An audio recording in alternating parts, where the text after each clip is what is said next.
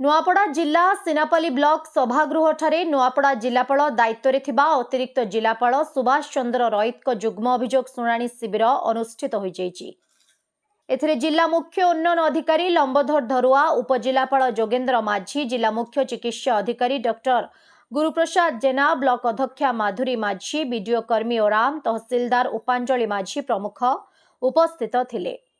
Deputy collector Sheikh Naseem शिविर परिचालन में सहयोग करथिले।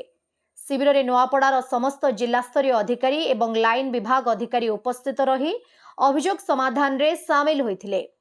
उक्त शिविर में सिनापल्ली ब्लॉक अंतर्गत विभिन्न ग्राम पंचायत तथा ग्राम गुड़िकरू 48 व्यक्तिगत और 12 सामूहिक मोट 60 गोटी विभिन्न समस्या आधारित अभियोग शुणाणी होइथिला।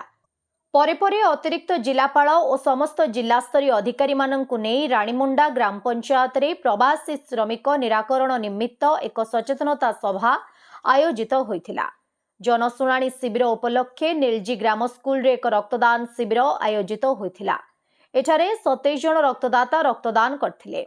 सेहीपरि रानीमुंडा ग्राम पंचायत रे जनसाधारणक पई एक स्वास्थ्य शिविर आयोजित होइथिला। जिला प्राणी संपद विभाग तरफरु मध्य 188 बड़ एवं 23 छोटमोट 211 गृहपालित पशुपक्षी चिकित्सा करा जायथिला।